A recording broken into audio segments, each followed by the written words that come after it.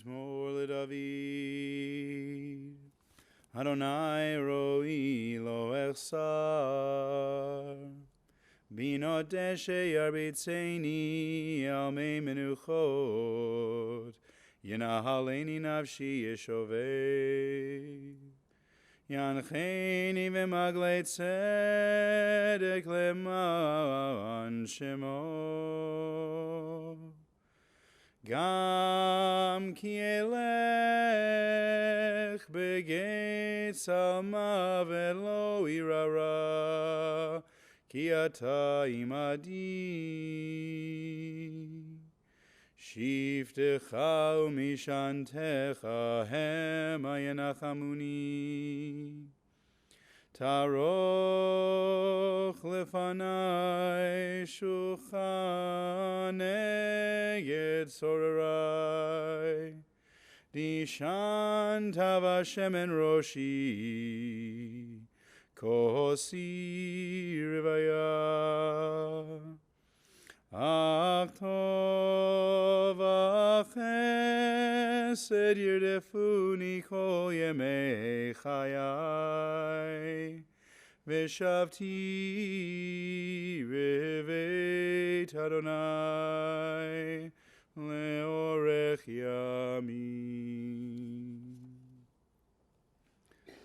A Psalm of David. Adonai, God is my shepherd, I shall not want. God makes me lie down in green pastures, leads me beside the still waters, and restores my soul. Guides me on the right path, for that is God's nature. Though I walk in the valley of the shadow of death, I fear no harm, for you are with me. Your rod and your staff, they comfort me. You prepare a banquet for me in the presence of my foes. You anoint my head with oil, my cup overflows.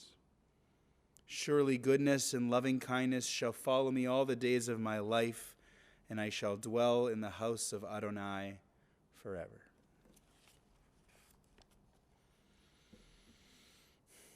Thank you all for coming.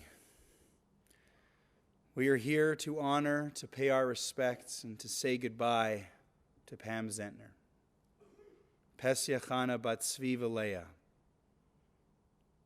Her Hebrew names, which mean pearl and grace.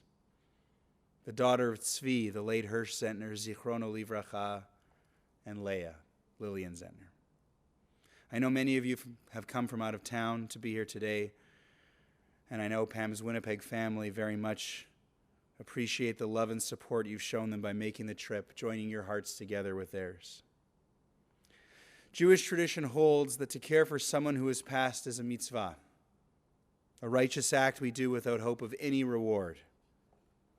To care for our loved ones until the very end and to accompany them to their final resting places. It's the highest form of respect we can offer. Gemilut chesed shel emet, an act of genuine loving kindness. And so again, I thank you all for being here today. Pam passed away Friday morning, which on the Hebrew calendar was the 18th day of the month of Sivan. She was 53 years old. She will be deeply missed by her mother, Lillian, her son, Jonah Posner, her sister, Allie, and brother-in-law, Jason, her cousin, Simone Bober, and her dear friend, Carla Sassley. She was predeceased by her father, Hirsch. It's tragic when someone dies at 53. There's simply no other way to put it. It's a horrible feeling to have to grieve for a loved one who is gone so young, so before her time.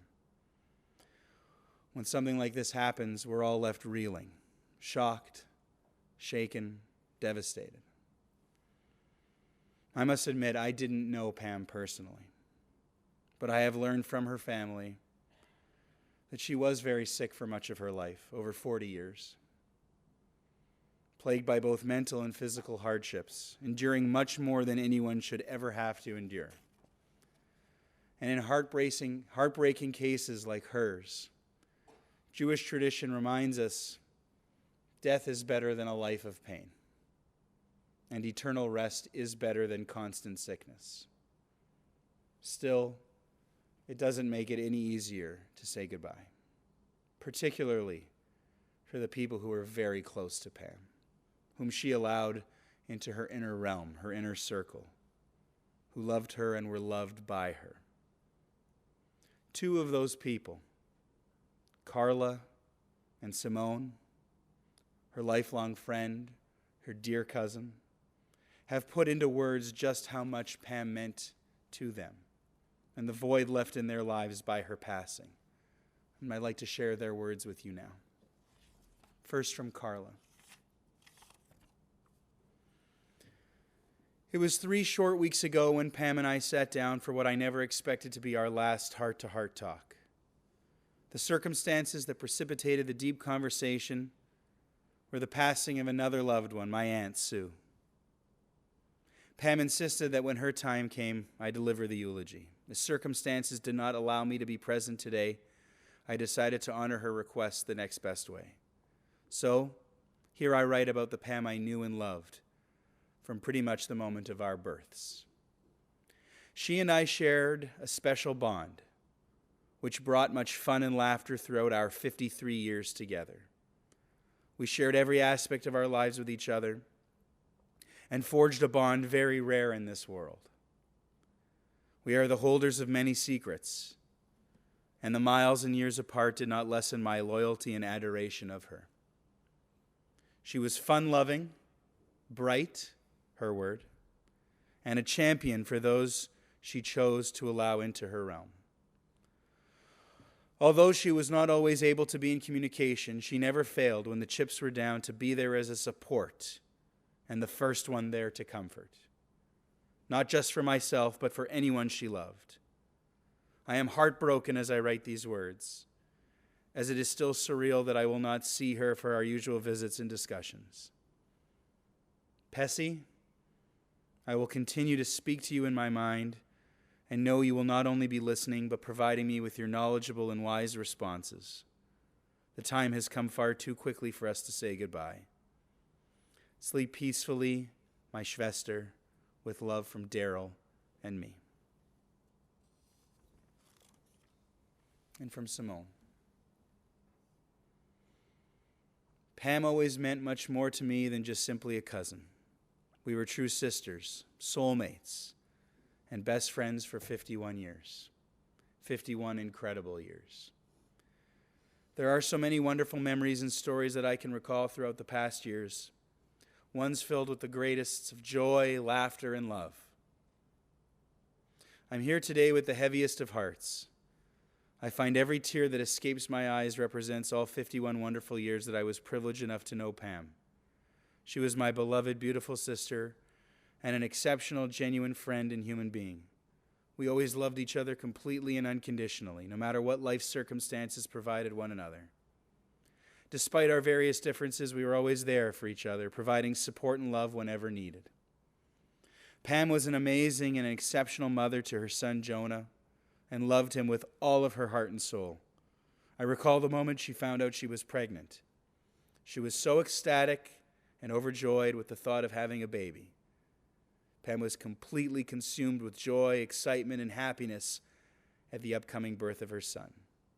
Jonah was the light and love of Pam's life. Our infamous phone bills were a constant argument between my father and my aunt. As teenagers, Pam and I would talk for hours on end each and every day. And in those days, back in the 80s, long distance was a huge privilege and expense. It was a ritual where at some point in the conversation, after being on the phone for well over an hour, either my father or my aunt or uncle would get on the line and scream, "Girls, you have 5 more minutes."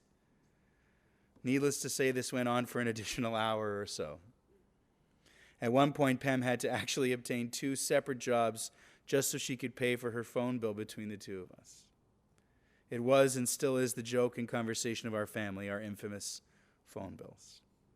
Pam, wherever you are, thank you for being the brightest light during my darkest days. I will love you with all of my heart and being, forever and always.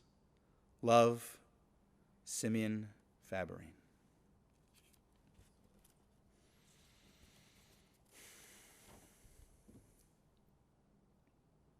Pam Zentner was born October 18, 1965, Hersch and Lillian's first child. As a kid, she was amazing. Bright, clever. She had personality plus and a ton of friends. She was also a great athlete, excelling at baseball and dancing, but swimming was her best. She swam 5 days a week, competed in meets in Manitoba and in other provinces across the country, a champion in the breaststroke at 12 years old. She grew up in Garden City, 32 Cherry Hill Road. Went to Parrott School until the end of grade 6, Joseph Walensky Collegiate through grade 9, and Garden City Collegiate to the end of grade 12. Her teen years were rough. Pam was a risk taker with a rebellious attitude. Proud, independent, strong-willed, she was determined to live life her way. Nobody else would or could tell her how to live. She did it her way, and she didn't ever like to admit when she was wrong. She worked hard, often holding multiple jobs at the same time, in sales and retail. She was determined. She was relentless. Pam married young in her early 20s, then found a great fit in a career as a psychiatric nurse, graduating from Selkirk Mental Health Center when she was 26, working for the next 11 years at Deer Lodge Center. Pam cared deeply about helping others, especially people in dark places in their lives. She was compassionate, she was patient, and loved by all of her patients. Unfortunately, in 2002, when her father died, it hit Pam very hard. She stopped working, was never able to go back, though she would offer help to people online, advice through chat lines designed to help people with mental health problems. She was always good at this. She had a gift, a special quality, tremendous in crisis, which not many people are. She really did care so much about helping others. That's also probably what fueled her spirit of friendliness, another defining characteristic of Pam's. Pam made friends easily. In the elevator or the lobby of her building, certainly everyone who lived on her floor in her apartment downtown knew her and she knew them. She was talkative, got to know everyone, often surprising them with random presents, just for no reason, just to be generous, caring so much about making others happy, so much more than her own happiness. She never really cared about helping herself or accepting any help, but she was always there for them. There were many things in life which Pam loved. Food, her house in Wolseley on Lipton Street, her pride and joy until she moved downtown in 2011.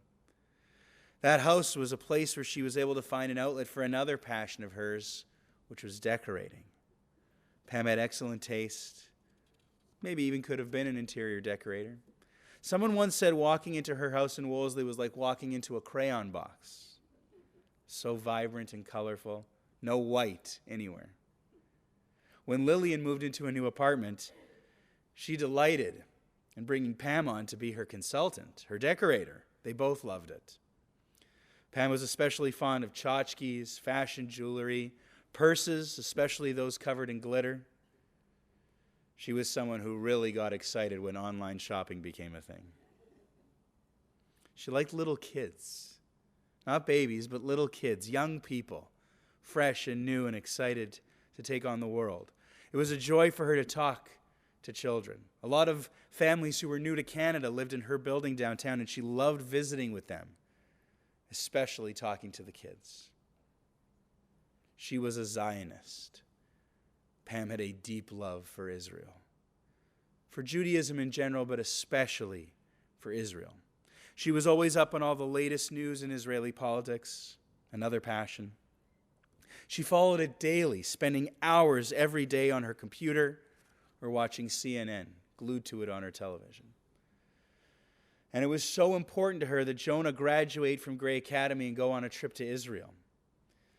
When he wanted to leave Grey after grade 10 to go to Grant Park and play football, at first, Pam let him go to the open house, but quickly changed her mind and said, "Nope, you're staying at Grey, you're going to Israel." And as it was with most things with Pam, once she made up her mind, there was no arguing, there was no changing it, it was decided. She wanted to share that love of Israel with her son. There's her cat, Sketchy. Jonah named her. She really loved her cat deeply, believing in fact that they had a spiritual connection, a bond. She loved her mom, Lillian, with whom she also had a very special bond. They spoke every morning without fail, starting each day with a spirited conversation about the news of the day, often news in Israel. Lillian was many things to Pam, but above all, she was her inspiration for the way to live life. When she became a mom herself, her advice to Jonah from the very beginning was clear. Don't be like me, be like Baba. That was the secret to success. Be like Baba. She was the role model to emulate. And of course, she loved Jonah, her son, her miracle child, the love of her life. Pam was so excited when he was born. She used to say his birth improved her life 300%. She always wanted him to be his own person, to do his own thing, as long as it wasn't dangerous. And she was very, very protective. There are some hilarious stories I've been able to hear over the past 24 hours about the time she had to hire Jonah a babysitter, or the time she made arrangements for Jonah to take driving lessons. These stories underscore just how much she cared about him and the lengths she went to protect him. The fact that every day of his schooling life she drove him to and from school herself. And then, of course, the Super Bowl parties. Jonah's a big football fan. Super Bowl is the highlight of the year. And Pam knew this. She'd buy all the decorations. She'd buy all the food. She'd set up their apartment the night before and then disappear. Watch the game somewhere else. So Jonah could have the best time with his friends. Even after Jonah moved out to his own apartment, Pam still carried on the tradition, making the party for him in his new place in the same way. He remembers fondly that his mother's generosity was never questioned. She went out of her way for him, for Baba, for her dear friends, but even for strangers, like the maintenance workers in her building, whom she insisted on buying each a case of beer just for doing their jobs and fixing her ceiling. We can't say it enough. Pam Zentner just cared about making other people happy, so much more than making herself happy. That was what made her happy. There's just one more story I'd like to share, which I learned yesterday. Something that happened a few years ago on the bridge just behind the synagogue, Sherbrooke, Maryland Street Bridge. Pam and Jonah were driving home one night, crossing over the bridge, when Jonah noticed a man standing on the bridge, but not the way we all stand on bridges, but on the other side of the bridge, like he was going to jump. Pam immediately pulled over right there on the bridge, got out of the car, went up to this guy and talked to him for 40 minutes until finally the police arrived. And with her help, he climbed back over onto the right side of the bridge and back from the ledge. This one occasion, certainly, Pam saved his life. A complete stranger. I know I don't have any stories like that. And I wonder who in here has a story like that. Who would do that? Well, the answer is Pam. And that is the kind of person we've lost. And that's why it's our duty, our obligation, to remember her and to remember her at her best. I invite you to rise for the memorial prayer, the El Malei Rachamim.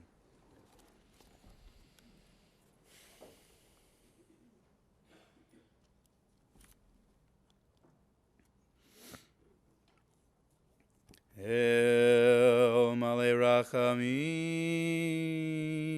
Shochein Bamromim, Hametzei Menucha Nechona, Tachat Kanfei HaShekhinah, B'malot Kedoshim Uteorim, Kizoar Arakia,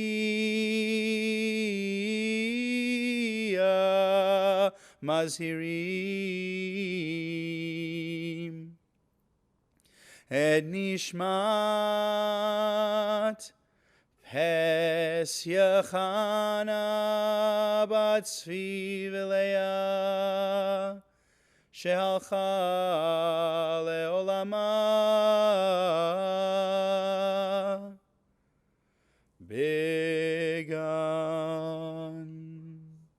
began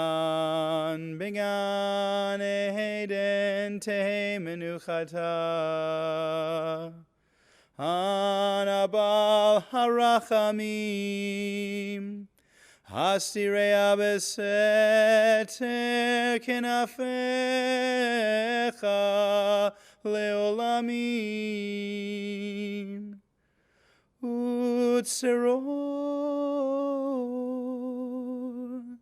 Bitzeror achaim enishmata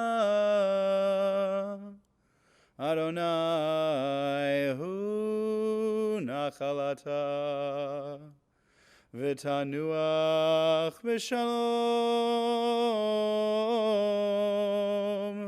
amishkava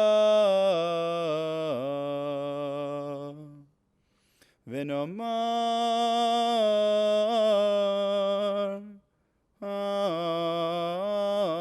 Amen. Exalted, compassionate God, grant infinite rest in your sheltering presence among the holy and the pure to the soul of Pam Zentner, Pes Yachana, daughter of Tzvi and Leah, who has gone to her eternal home. Merciful One, we ask that our loved one find perfect peace in your eternal embrace. May her soul be bound up in the bond of life. May she rest in peace. And let us say, Amen. Please be seated.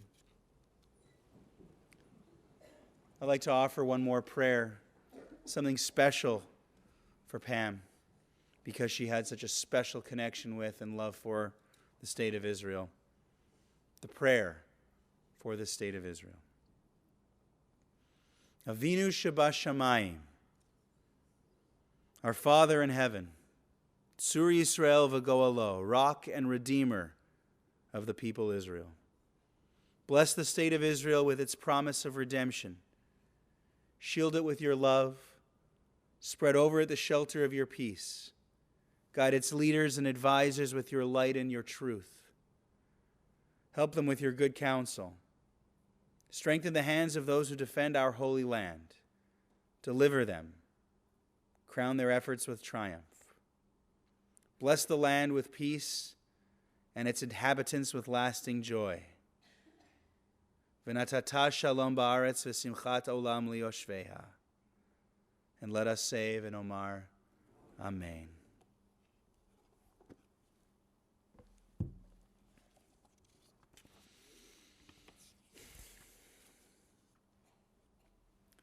In a moment, we'll conclude our service here at the synagogue and make our way to Sheretz Zedek Cemetery for interment. The cemetery is located at 230 Armstrong Avenue. We encourage you to follow us. We'll be traveling in caravan fashion with our four-way flashers on, though we will be stopping for all red lights along the way. This continues the mitzvah I spoke of in the beginning, to accompany our loved ones to their final resting place and take our turns using our hands to bury them. If you choose not to come to the cemetery but to wait here because we will be returning for a meal of consolation, if you don't want to come to the cemetery but you would rather wait here, it's roughly about 90 minutes from when we leave until we get back. Speaking of that meal of consolation, as our thoughts after the burial turn from honoring Pam to comforting her surviving family members who were left behind to mourn, the family will be observing Shiva in this way. First, the meal of consolation here at Sheretz Zedek after we get back from the cemetery. Then tomorrow night at 6 o'clock for Minyan, for prayer service at Congregation Etz Chaim. Wednesday night at 6 o'clock here at Sheretz Zedek for the service. And Thursday night at 6 o'clock back at Etz Chaim again for Minyan. In a moment, I'll ask the pallbearers and the family to leave first. When we open the doors at the back of the sanctuary, we ask that you help us observe a custom we have here at Shaare Zedek of forming 2 rows through the lobby down the steps of the building. 2 rows of familiarity, of love, through which the casket can pass. Again, a sign of accompanying our loved ones. To Pam's family, I say, in Hebrew, Hamakom yinachem etchem betoch she'ar evelei Tzion v'Yerushalayim. May God comfort you and console you. Pallbearers, family members, you may go first. Again, to everyone else, thank you so much for being here with us today for Pam.